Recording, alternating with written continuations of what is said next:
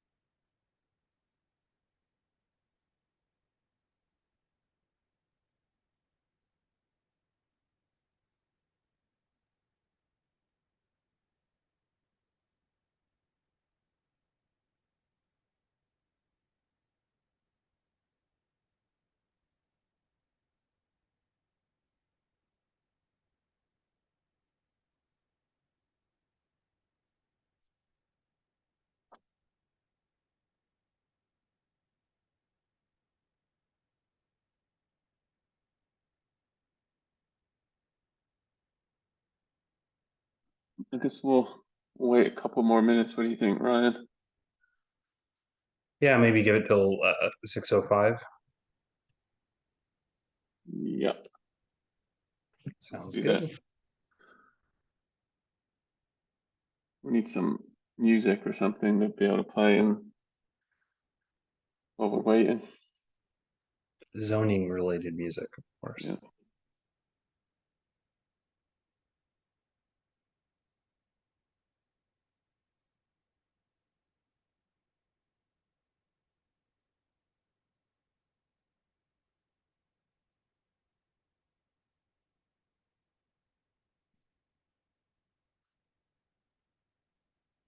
Oh,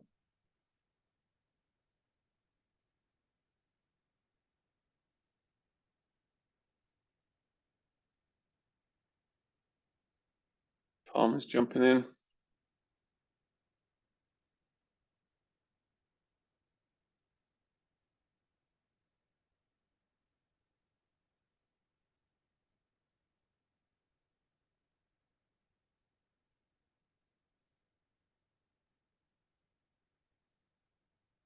Oh, got someone else coming in.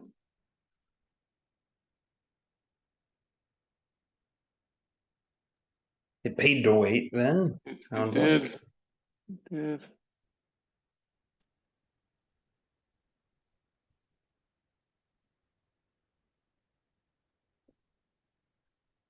Give it one more minute. See if anybody shows up, and then we'll get going at 5 past.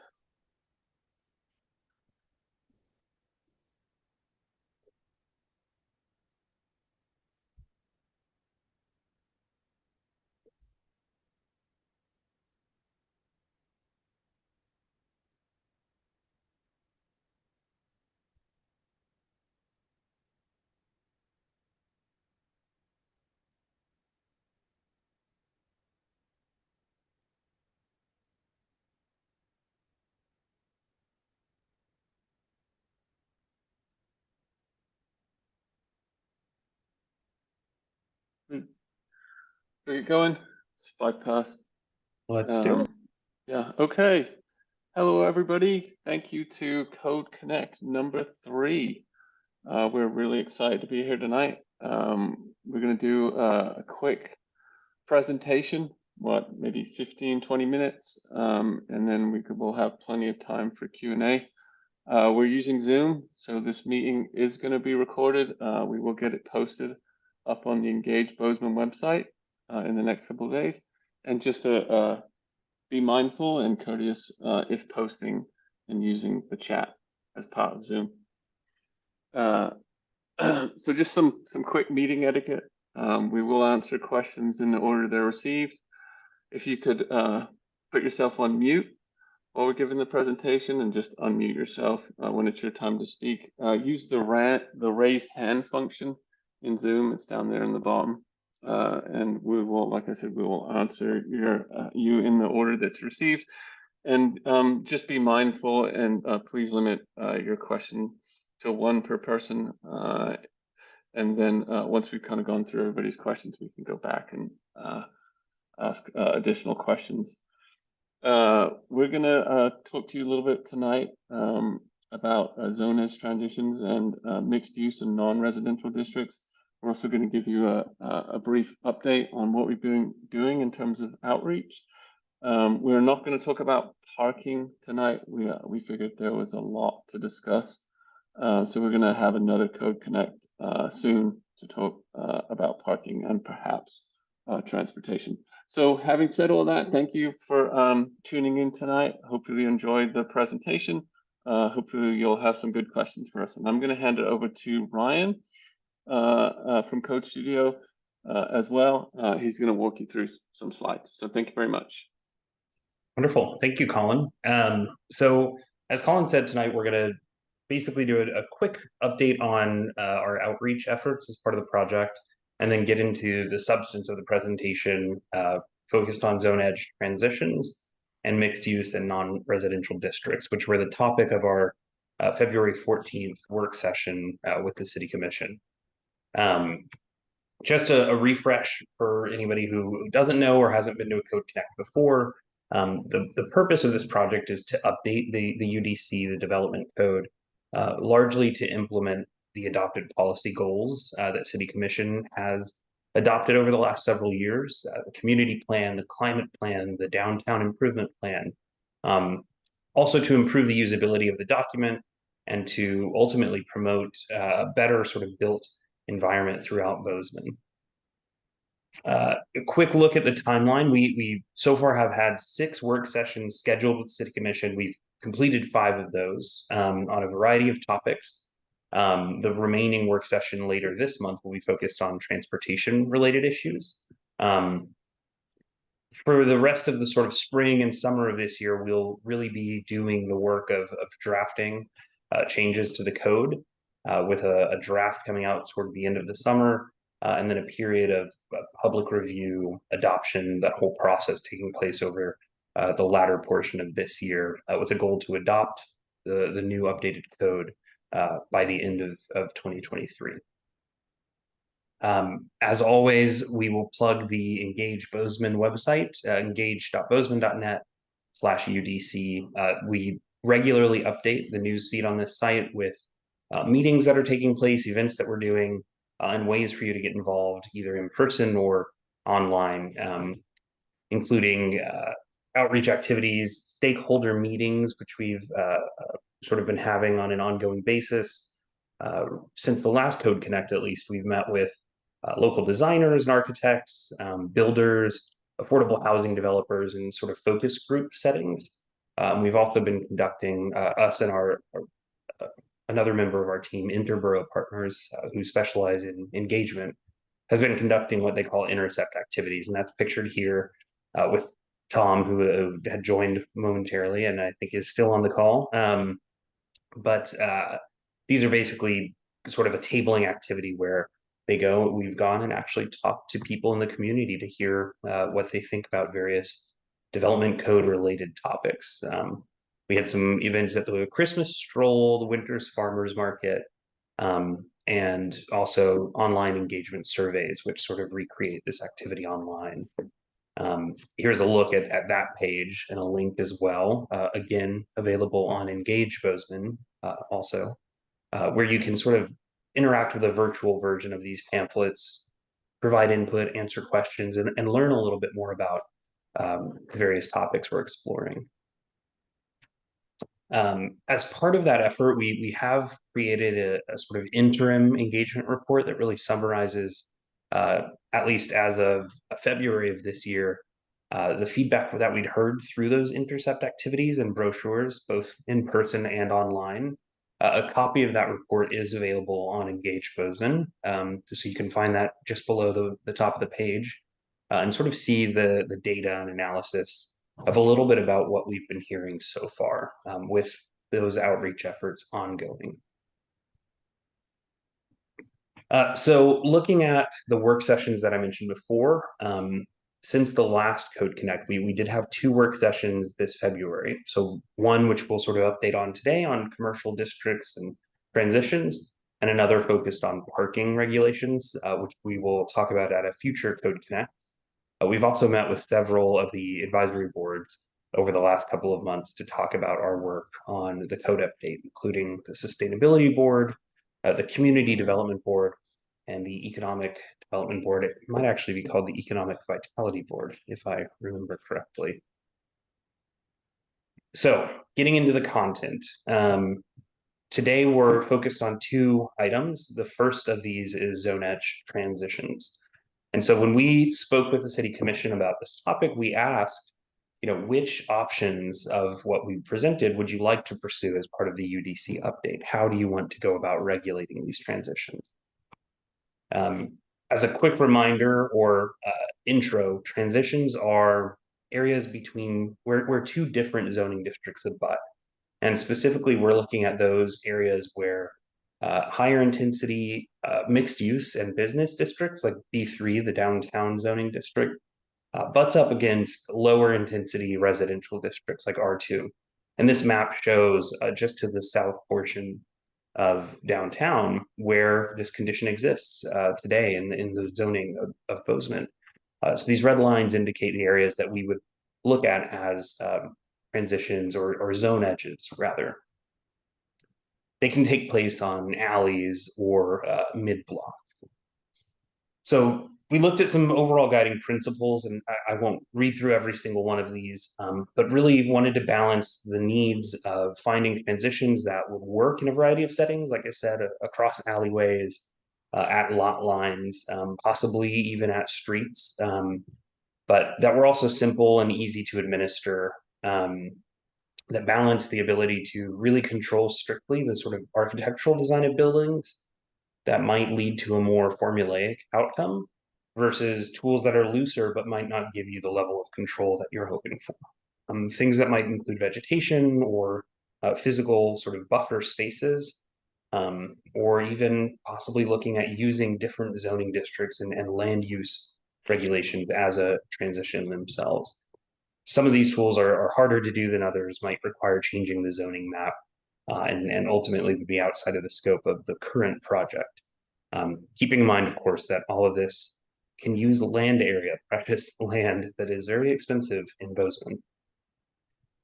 So we looked at really the existing regulations for zone edge transitions. Basically, you can take a 45-degree angle from a setback of either 5 or 10 feet from an abutting lot, and that sort of lops off a little bit of what building you're allowed to build up to the maximum height in your district. So that's what we're seeing here. We looked at that as an option to sort of continue what's going on today. Another option we presented was changing that angle, looking at something a little steeper. That would be would cut less into that entitlement, allow potentially more housing or more development to take place on those lots. And then we looked at, instead of an angle, a fixed sort of step back, saying, okay, once you reach that first level of height, you have to put your building back a little bit. We proposed 15 feet as one potential number, haven't settled on a specific number yet. And ultimately, the commission agreed and directed us to sort of pursue this step back option with its simplicity and ease of application. We again looked at the same sort of condition, but taking place over an alley. And these are pictures of in town where you have R2 zoning on one side of an alley and B3 or B2M, something more intense on the other side. And you can see visually the sort of difference in height and intensity of these buildings. And again, applying those three different options, the 45-degree angle starting at the lower intensity property line, a higher angle, and in this case, this is mostly to scale. This angle didn't even affect the building envelope on the higher intensity district. And then finally, the fixed step back. And again, the commission directed us to use this method for its simplicity, predictability, ease of application. We also talked about landscaping. And so this table, and not just landscaping broadly, rather, but specifically landscape screening, so sort of planted buffers in the existing setback spaces or in addition to them to help ease the visual impact of larger buildings next to smaller buildings. And we looked at something like this table, which would basically say, for any combination of two districts, what type, what intensity of landscaped screen would you be required to provide? And so the L, M, and H, low, medium, and high, correspond to sort of different types of landscaped buffers, which might apply between buildings in two different zoning districts. Again, these numbers are not set in any way, but sort of looking at different levels of intensity in terms of planting, in terms of density of plants, walls or fences that might be included. Ultimately, I think we need to do a little bit more work on this and come back to commission for further direction. There wasn't really a unanimous decision on whether or not to include this type of regulation. That was the very quick hit through transitions. And so looking then at mixed use and non-residential districts overall, we had a similar question. Do you agree with the recommendations for changes in these districts? And what I'll do now is walk through those recommendations and ultimately the direction that we received from the commission. So we looked more or less through every district that was not strictly residential, starting with RO, residential office. Examined where in town it is, how much of the land area of Bozeman is within a certain zoning district. And so you can see that in the corner. And then sort of came to understand the intent and the purpose of these districts. Ultimately, we recommended that RO would probably be best removed from the code, and those areas could be rezoned or remapped to other districts. RO sort of had a weird connection to the future land use map in the community plan, which made it a little bit cumbersome to administer. And so instead of requiring on a case-by-case basis people to figure out what their land use designation is, we would simply rezone those areas to the appropriate residential or mixed-use district. And the commission agreed and directed us to do so.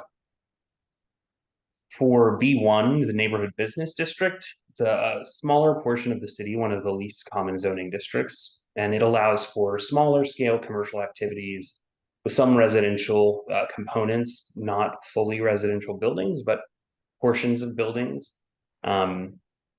Ultimately, commission directed us to maintain this district in the code, but to tweak it so that it was more appropriate to sort of modern development patterns, more usable, and would ultimately lead to more neighborhood scale businesses within the community that might be more walkable and serve neighborhoods that exist and that will exist in the future.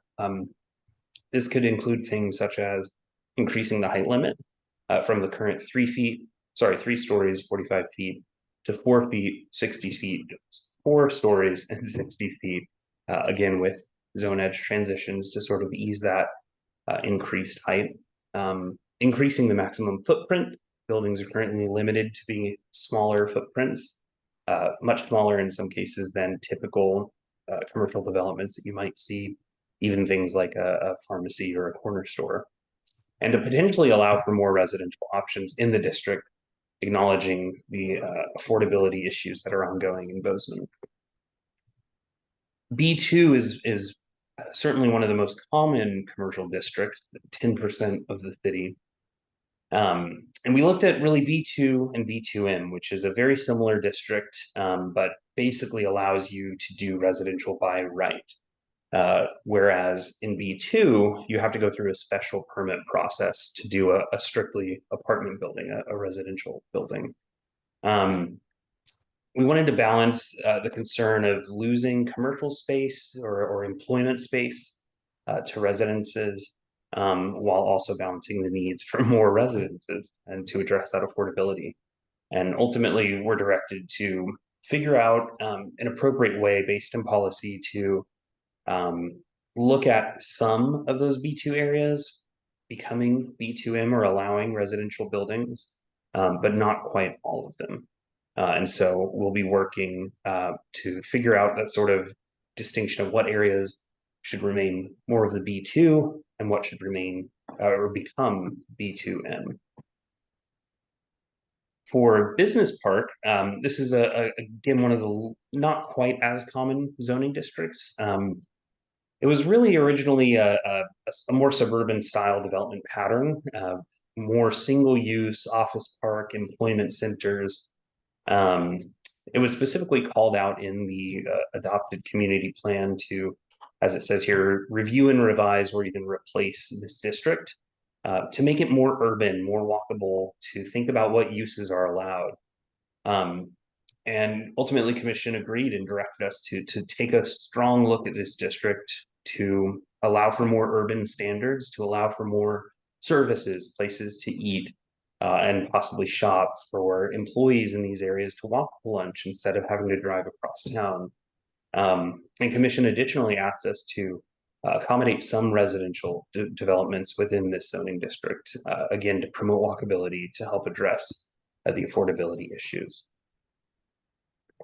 Looking at the Northeast Historic Mixed Use District, NEMU, in the Northeast neighborhood area, a unique district created for a unique purpose for a very special area. And in all of the conversations we've had in the community, it has come up over and over again how sort of unique and interesting and different this area is. And we saw it firsthand when we've come to town.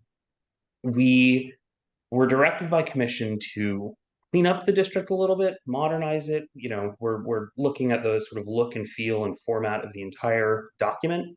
Should do the same for NEMU, but ultimately not heavily change the district or substantially change it in any way. Just make it a little easier to understand, maybe clean it up, but leave it mostly as is to reflect that unique character of the area. For finally, I can say, finally, UMU, the urban mixed use district. This is actually only zoned on one parcel in the city, which is currently going through the plan development process. We recommended just deleting it from the code since functionally it doesn't really exist anymore, and the commission agreed. And so that's what we'll do. That is the presentation. Very quick, so please queue up your questions. Again, use the raise hand function. We'll go down the list, and once everyone's had a turn, you can keep asking them, and we'll do our best to answer. But thank you so much for coming and watching the presentation, and I look forward to your questions. Thanks, Ryan. So, who has some questions for us? Anybody on the call have anything they would like to ask Ryan or I about? We do have Tom and Chris Saunders from the city on the call as well to help answer any questions that you might have.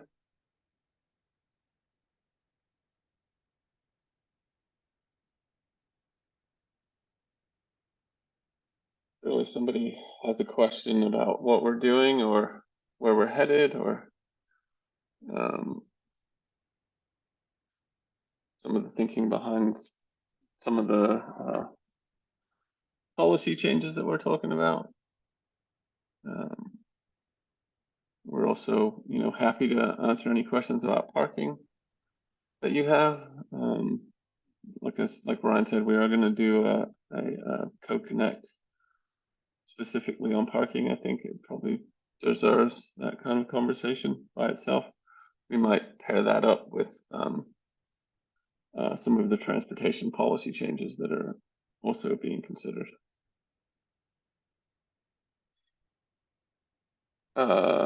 Linda, thank you. Do you want to ask your question? Yes, I live down in the south side of Bozeman in an R2 area. That first slide you showed along Olive shows how R2 butts into, was it B3? Mm-hmm.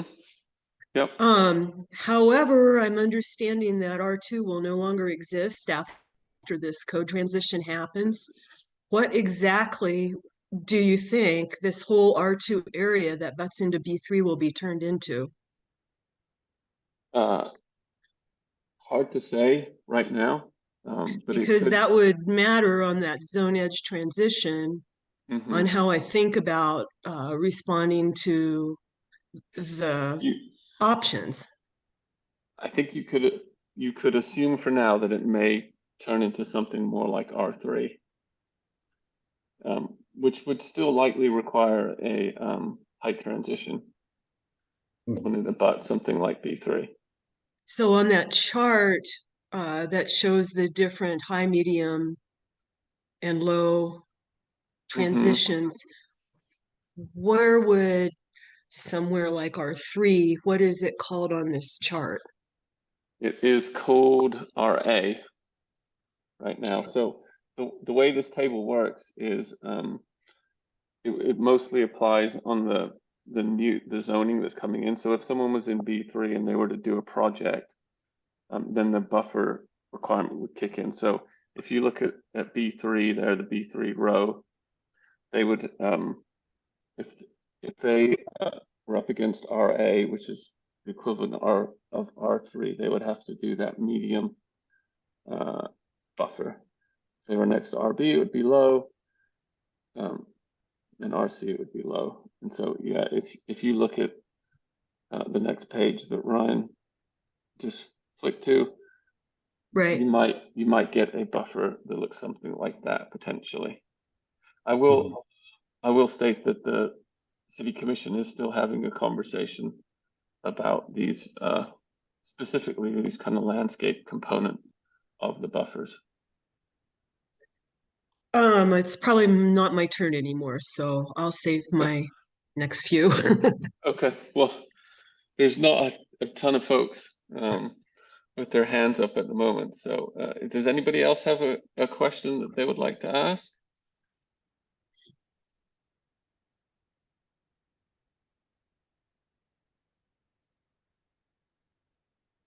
Otherwise, if they don't, Linda, you can. Oh, hold on, Kathy. Kathy has her hand up. Hi, Kathy. How you doing this evening? Thanks for coming to the meeting. You have a question for us? You'll need to unmute yourself, Kathy, if you want to ask your question.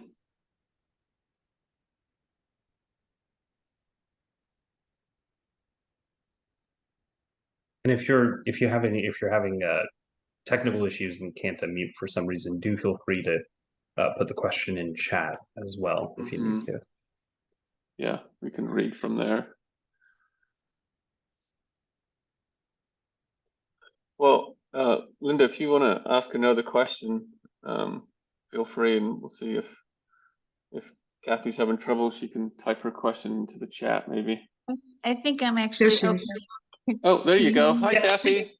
Sorry, hey. I'm on a phone and I'm just not getting it very well. Yeah, sorry about that. That's okay. I appreciate all of this, and I've listened to this several times now. And I'm just I'm wondering about the NEMU district because, as you said, it's a really interesting, unique district, and it sounds like it's just going to be sort of, I don't know what that means, cleaned up a little bit. So I'm just wondering, what will be that process, and will the neighborhood be included? Have you seen the thing that MSU did around the character of the neighborhood and all that? Yes. So And also the other thing is that, like Linda said, you know, R2 is going away, so that's part of NEMU. And yeah, so I'm just kind of curious what that process will be like. yeah. So I think what we're planning to do right now, and I think, you know, the city commission obviously thinks additional work needs to be done in the neighborhood, but it's probably outside of this project based on the timing associated with this particular effort. But when we're talking about modernizing and simplifying it, right, we're going to add graphics and usability layout functions to the whole code. So we're going to do that to NEMU so it's easier to use. I think right now, if you want to do residential development in NEMU, you have to go look at R2, for example. And if you're doing non-residential development, you have to go look at M1. I think, Right. and so that's just difficult to do. And so what we're hoping to do is pull into the district basically the equivalent of R2, but it'll probably be R3 standards into the NEMU district for both R3 and M1, so that it's just easier to use and it's cleaner and simpler. But pretty much we'll just pull in the revised standards for R3 and probably most of the existing standards for M1. Okay, For now. so if there you know, like for instance, there are development projects that are being brought in that want to do all residential, and NEMU just doesn't work for that. And but yet we all know that we need more residential, and maybe we don't need as much commercial. I don't know, but and we're all about mixed use in NEMU, but we don't want to be turned into all B2M because things don't fit in NEMU. And so I'm just wondering plus there's, I guess you can do short-term rentals, like all short-term rentals in B2M, and we don't want that in NEMU. So, you know, I was thinking there might be a few more things than just making R2, R3. And if that's the case, would somebody else need to write that? You wouldn't be doing that? Is that what you're saying? Well, I guess it depends what it is. I think what we'll do is give you something to react to. I think that makes the most sense to us. And then we can kind of have a conversation about what needs to be added in addition to that. And I mean, and I guess it depends what that is and how complicated it is and how much time it would take, I guess. Okay. Okay. But as you know, I think the city commission is committed to doing something a little bit more substantial for the neighborhood in the next, you know, I have no idea how long. And so it's just a matter of figuring out when that can happen outside of this effort. And unfortunately, things are happening really quickly.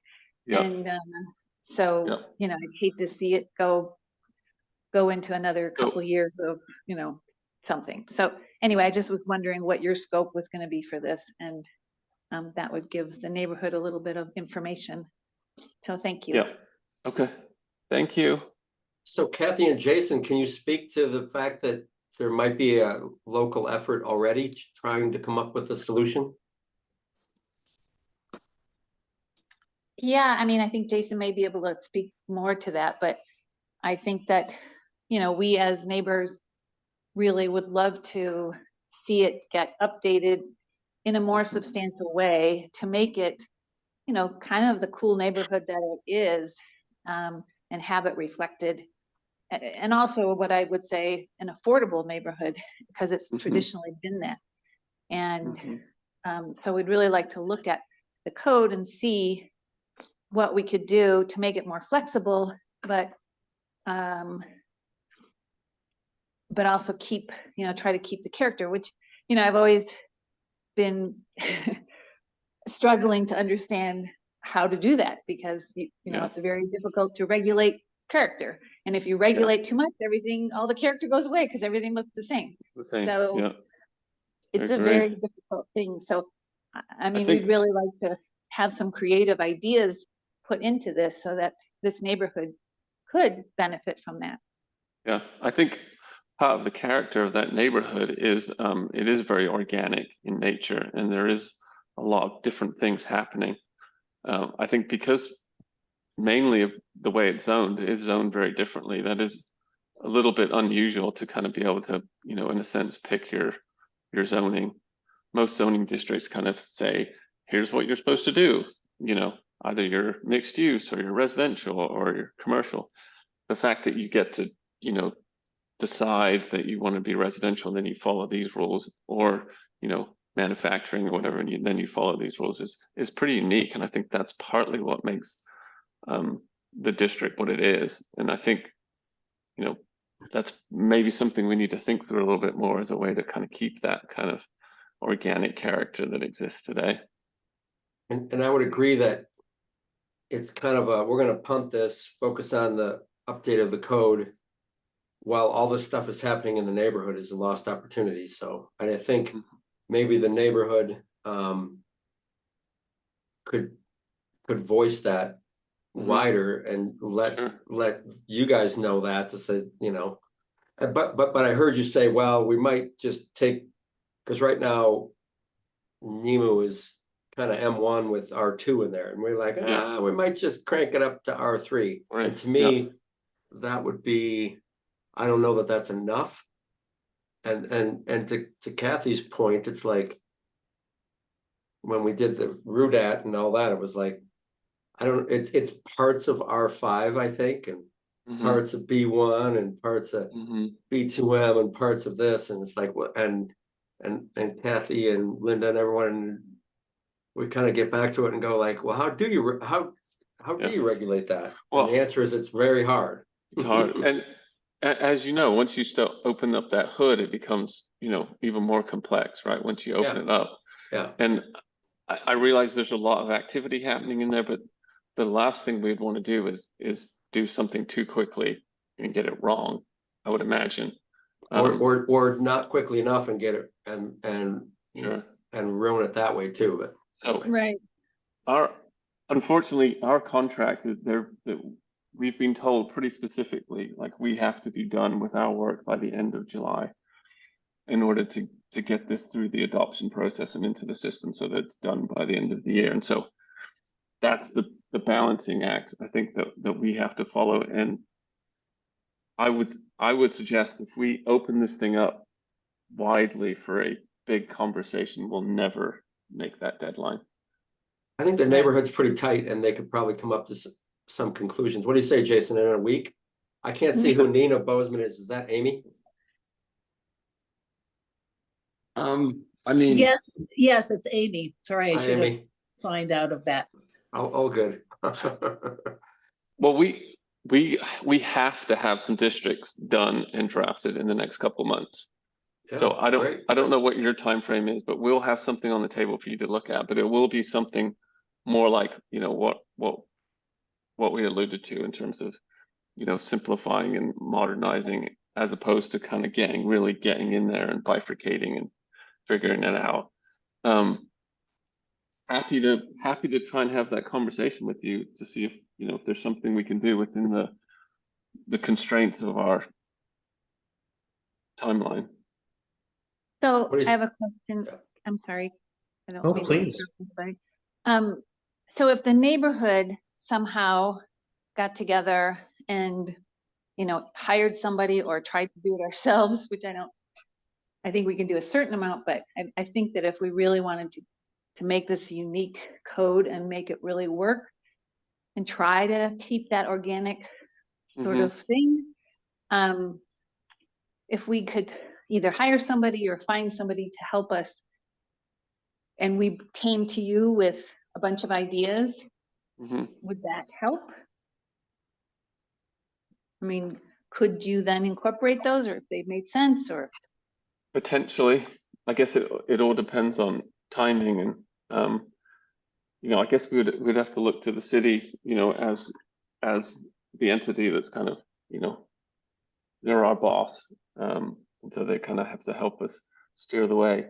I think the way you got to do it, Kathy and Amy and everyone, is you got to write it, you got to get it to show it to the commission, have the planning office look at it, and they're going to turn around and say, implement this.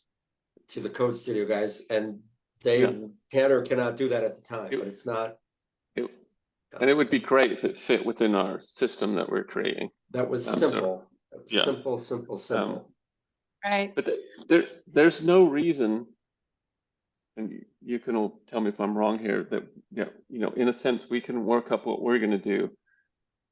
We should probably coordinate and communicate, but that you could be working on what you're doing in parallel, and it could take longer in a sense than the piece that we're working on, and not much longer, but you would be working on it and say we get ours adopted in the end of the year. You're working on your piece and it gets adopted in March or something, or maybe it comes together at the same time, because in theory you have less stakeholders to work through than the full kind of citywide ordinance. Yeah. And I talked to someone about this, about having somebody like try to write the code for NEMU, and they were saying, it might be difficult because you're doing some things that might, affect how they might write this code, and it might be less efficient to do it that way if they didn't know some of the things you were changing and all that stuff. Does that make any sense to you? Yeah, definitely, because we may be regulating things differently in this new ordinance than you do today, and you may just approach things differently than what the new ordinance may do. Right. I realize timing is an issue, and I guess if I could kind of encourage you maybe to take a little bit of a deep breath until we can get the district on the table, which will be within the next 2 months. And then we could kind of have a conversation based on that language, and you can see what you think. I assume, do you guys want sub-districts in the area, or are you still thinking that this just one area district makes sense for you guys? And there are a few people with their hands up, so I don't know, Yeah, Chris, if you hold want on. I'm sorry. I just had a question. So to. Okay. sorry. I've lost track of who put their I hand up think first. it was Amy next, but Chris, I feel like you wanted to respond as the speak. Yeah, I appreciate the input from folks. There's always a balance when working on these items. I think an approach that perhaps the neighborhood could take that would help it to be effective in its work is to be able to identify key principles and key identifying elements. What is it that they think is really important to have in the code? We can spend an infinite amount of time discussing, 3 inches versus 3.5 inches for something. And at some point you just got to make decisions and go. But if we can understand what it is that's trying to be achieved, then that makes it where Colin and Ryan and Code Studio and the staff and everybody can be working towards an end within the bounds that we have to work with, and hopefully avoid any conflicts or collisions for the future. So just a suggestion for folks who are thinking about how they may want to work on some things. That's it. Thanks. Thank you, Chris. That's right. I think Amy was next, and then Linda, and then Kathy will circle back. Hi, thanks for taking my question. And maybe Chris just answered it, but I was kind of, because we're sort of working on this, I was wanting to know what you would be best for you to come from us. And maybe that's already been discussed. The other thing is, I know it came up, and Colin, I think you maybe mentioned it at a previous session, that this area might be really well suited for form-based Mm-hmm. code and maybe as an experiment.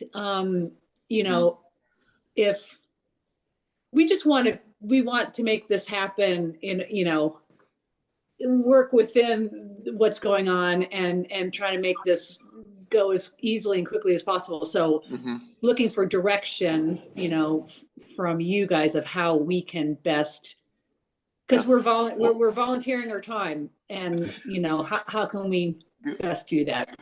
Do you guys have anything in writing that you could send us in terms of any kind of principles or defining features that you're trying to, you know, replicate or preserve? We can focus on that. And what we were told was that perhaps we should be redlining the current code. Mm-hmm. And maybe that's not what we should be doing. Maybe we should be stepping back and focusing more on bigger principles. And we sort of talked about that at a meeting tonight. So Mm-hmm. we can do that instead. That makes sense. And I mentioned it earlier. I was just trying to get a sense of geographically, if you still see the whole area kind of being in one zone, or if you see there being a need for multiple zones within that same No, geography. it's just not that big. Yeah. Okay. I don't think it needs to be, and you know, that's just going to further complicate things, I think. I mean, Okay. already we're really appreciative of the fact that people recognize that this is a zone that's worth preserving. Yeah. So let's stick with that. Well, I was just thinking like, you know, NEMU 1 or NEMU 2 or NEMU 3 within that geography. Rob kind of alluded to this idea that, you know, maybe some places need something more like R5 and other places need something more like R3. And so just, I didn't know, you know, what your thinking was kind of geographically within that neighborhood, if that makes sense. Yeah, I can't speak for everybody, but I mean, I think we were thinking of trying to keep it intact. Okay. So yeah, I think if you could, anything you could give us in terms of principles would be super helpful at this point. Okay, great. Thank you. Thank you. Linda, then Kathy. Okay, a comment and a question. I think that the rest of the city is watching what happens with NEMU because it is a unique area and it is a specifically really interesting neighborhood, but there are also other neighborhoods in the city that contain historic districts and some exceptional historical elements. And so we're all looking for ways to allow infill, but still save what we would consider neighborhood character in all parts of the city. So NEMU is like out there doing the work for the rest of us, and we're all very aware of it. The question I had back to the transition borders, zone edge transitions, when the commission was discussing plantings, that blew my mind that anyone would not want plantings. And my question is, we already require setbacks. It can't possibly be that much land that's lost in these setbacks and plantings that takes away that much housing, because we already have setbacks and we just need to use them effectively. Do you have any metrics that state, oh, if you do setbacks, you're going to lose X number of housing units over so many years? Or is there any logic to that argument? We don't have any metrics, but I think maybe it was misunderstood a little bit from the city commission, and we tried to kind of re-explain that when we talked to the community development board. And so hopefully when this conversation comes back up, we can make it clear. But if you look at the low impact, for example, that is 6 feet right now. There is a 5 foot or 10 foot potentially setback that will be required anyhow. And so this is just trying to ensure that you would get some landscaping planted in that area. So when you get to something like 15 feet, yeah, then maybe that's taking up more land area than might be required. by a setback. But I think, the land area is there anyhow, so we should, if we could, landscape it just to make a better transition and a better buffer. And like I said, this is still under consideration with the city commission, so they're still taking, public comments on this, I would imagine. They're Okay. continuing to take public comments on everything, but voicing your opinion with them would probably be a good idea. Okay, and what is your consideration of the historic districts in town? Are they part of this code, or how are you dealing with those boundaries? We're not dealing with them necessarily beyond the, underlying zoning that's associated with them. There is another project that the city is about to start work on that is looking at the kind of whole historic preservation program within the city, including kind of the NCOD boundary as well. So that's kind of a separate effort, but it's a kind of an ongoing effort that will be kind of tied into this project as well. But that hasn't started yet, so And you're not involved with that at all? not right now, no. Well, it hasn't started yet, so I would imagine once it gets started, we'll be coordinating with whoever's doing that work. Yeah. Colin, I Mine- can jump in on a little more information on that. So the project that Colin was just describing will last beyond the scope of this work. And so there will be coordination between both projects, but the historic preservation project is not intending to go out and reevaluate specific properties or look at modifying the boundaries of any of the National Register districts that are in place. It's a programmatic evaluation. Mhm. It's looking at where the city's historic preservation should go, making a migration, keeping our architectural elements, but also expanding out into more of the personal and social history of the community. So it's going to have some similarities to what the program is now, but it'll also have some differences. So that's be something that there will be its own set of public outreach and engagement for and development as that project moves along. Okay, because I'm on the historic board, but I'm just Mhm. Speaking right now as somebody, a private citizen. So I do appreciate that information. Thank you. You're welcome. Kathy, thank you, Linda. I really don't have anything else to say, honestly, because I can't get my hand to go down. I don't know why. Okay. You have to now ask lots of questions Yeah. now, Kathy. But I will say, I'm piping with Linda about the landscaping and such. And I also just wanted to make a comment about this idea of incremental development. Like, it just feels like we are missing the missing middle right now. And maybe it's because we have just one developer who has just one type of building he seems to be able to make.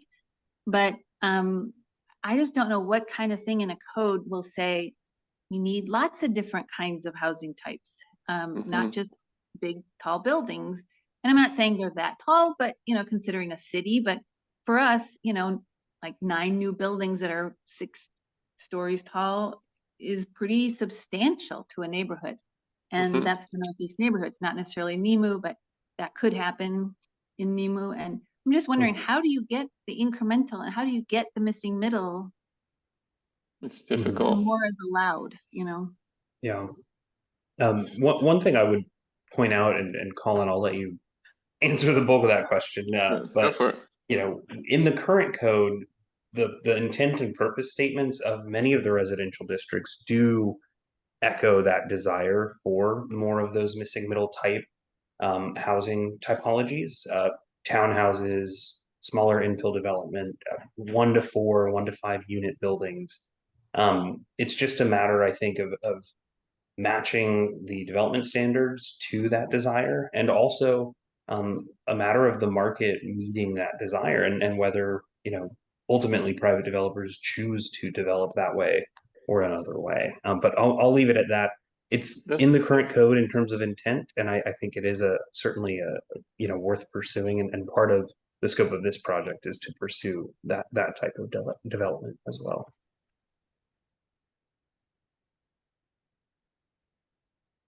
Okay, but if it's in the code, you can do it, then any developer can do it, right? Yeah. I mean, they can Well, do we- as much as they possibly can to the max, whatever that zoning district says, right? Yeah. And we've just got to make sure the numbers work in terms of the zoning district requirements. Sometimes, they don't work appropriately and you have to have too much land area, for example, in order to do, 3 or 4 units to make it financially viable. So Right. we'll be relooking at all those numbers in the residential districts as part of this effort. Mhm. Okay, thank you. And you can consider my hand down now. Okay. Thank you. Well, And No, I we've always just never raise my hand, so. That's okay. Fair. I have a Which question. jump in. I'll do my best. Danny has impersonation. Say we have 4 minutes left. I want to respect everyone's time, but please let's use those 4 minutes. So Is it safe to take it say, away, Chris Rob. Saunders, that you cannot just extinguish a historic district, or is that something that is actually possible and nobody knows it? A historic district can be removed. The city does not create the historic districts. That's a process through the National Park Service. So the process to eradicate a district would also go through the Park Service. It's not directly a zoning question. The Neighborhood Conservation Overlay District is a local creation. The city has direct control over that. Did I get the question or the answer to the question that you were trying to ask? No, I don't know. It's just, I was on the preservation board for 4 years, and what you learn over time is every building in this town could be torn down in 2 years. Every one, Baxter, everything, and it's like nobody knows that, and we don't have any landmark status stuff, and that's when that starts to happen. Yeah. But I think it's important to educate everyone that's like, well, gosh, I wish I would have known that. Well, let's start working on landmark status stuff or whatever it takes. But I don't want folks to be blind to that. So. Yeah, and to the best of my knowledge, there is no lawful way for the city to say you may never remove a building. Right.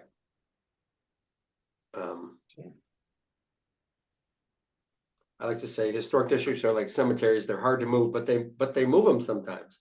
They can be changed. They Yes. can be changed. It's hard, and no one's suggesting that. I'm just saying that we all need to know what the threats are. And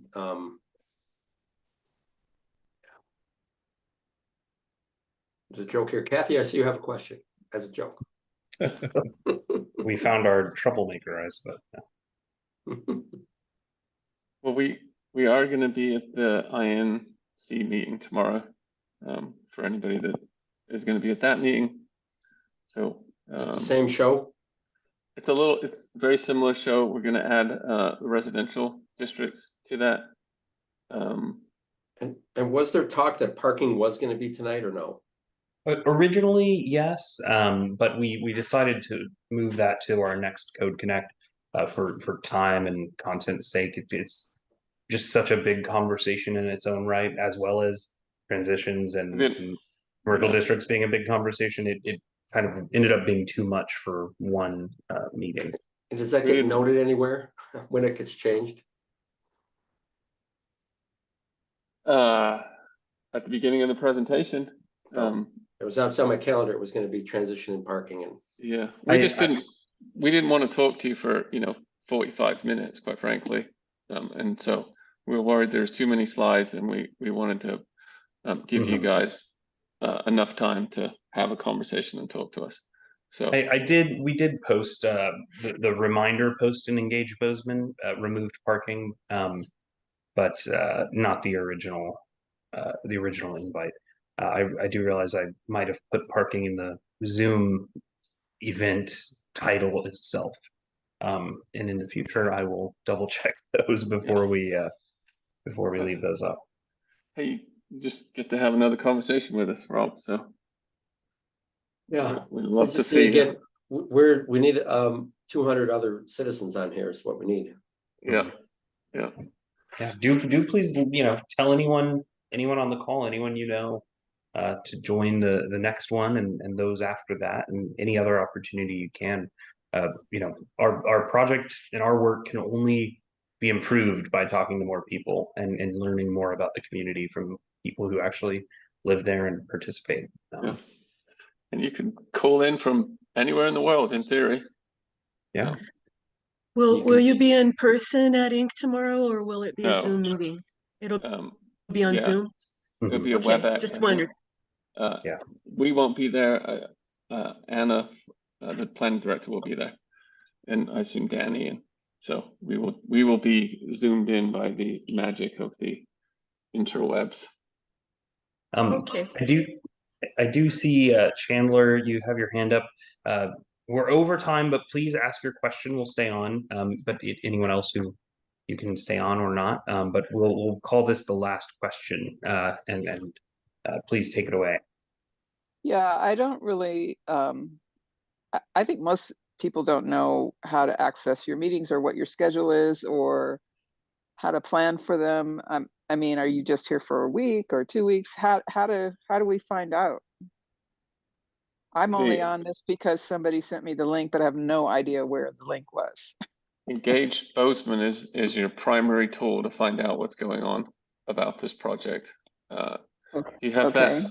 Do you have that URL available, Ryan? Yeah, no, I've been to the website, but I didn't see a schedule of your presence in Bozeman, like how many Oh. meetings you're having, what Yeah. date. I mean, I want to look at a calendar and decide, am I able to attend this meeting? And I don't see a calendar with Yeah. meetings, and you know what I mean? Yeah, I know what you mean. We'll do a better job of that scheduling out the project. It's just, there's a lot of moving parts, and we've been pretty specific about the city commission meetings and when those are happening. And so generally we've been trying to do a Code Connect meeting in and around a city commission meeting. So we'll get the next one scheduled at least, and then see if we can get any more set up on there. But we can say our next city commission meeting that we'll be conducting a work session at will be 2 weeks from yesterday, so March 21st. So certainly mark that on your calendar. And we'll update there's a key dates section on the Engage Bozeman site. We'll make sure that gets and stays up to date with upcoming meetings as we do schedule them. Well, I see the screen that you have up there now, but I don't see any Zoom links. So I guess well, how does that work? Yeah, so the links to the actual meetings that we have, they're posted. We'll post on the bottom of the Engage Bozeman page, and we're a little bit beholden to the format of the website, unfortunately. But there's a news feed function at the bottom of the page, and every time that we have any online meeting or public meeting, we'll post the link or information there. And so you can register for updates on the page. So whenever a new post comes, you'll get an email or a notification. But if not, certainly check back on a regular basis on this website. And there will be new posts that come in at the bottom of the page whenever there's an upcoming meeting or information or updates to share. I think the problem with actually engaging a broader a variety of people is that you have to kind of have already interacted with the code to even understand why you would want to attend a meeting like this. So that's not that many residents. And so I don't know what the answer is, but it's very hard to it's very hard to get people involved. Well, we have the the online pamphlets or brochures. We've been doing those kind of intercept activities around the community to the extent that we can, but we put this stuff online and it's in Spanish and English, as well to try and get some non-English speakers to participate as well. But you can go in there and you can answer any questions related to these brochures, and there are more coming in the next week or so as well. That's probably one of the best ways to kind of get your perspectives and viewpoints across. And we've tried to write these brochures so they're somewhat understandable and not full of kind of zoning speak. It's really difficult. I know. It's really just that it's usually only people that have, like, people like me who live in this Mhm. area that's so, it's been so conflicted over the last 30 years about how we What it wants. use the land. And so yeah, it makes sense to me because I've interacted with it, but I Yeah. just, most people are not. I don't know what Yeah. you expect. What would you like a neighborhood organization to do to try to get outreach? Go talk to as many people as you can and help them understand what's going on, and that their perspective and input is valuable. And you often get the best insight from folks that don't do this on a daily basis or a weekly basis, right? And Mhm. trying to make this understandable to folks is not easy. And so No, it's not. we do rely on folks in the community to help with that conversation. And these brochures are trying to make inroads in terms of trying to make what we're doing kind of understandable. Right. Okay. Well, thank you, and hope to join another meeting soon. Okay. Well, thank you for your Very input. much. Yeah, and thank you to everyone who joined the call and asked questions and made comments. We take very careful notes, and genuinely, these are incredibly helpful as we try to understand the community and look at the code and how it can be improved or modified or updated in ways that accomplish as much as it possibly can. Okay. Thank you, everybody. Until next time. Congratulations, Kathy, for getting Thank you. your hand down. Good work. Thanks, everybody. Yes, Have a good thanks evening. again. Thank you very Bye. much. Hi, Amy. Bye.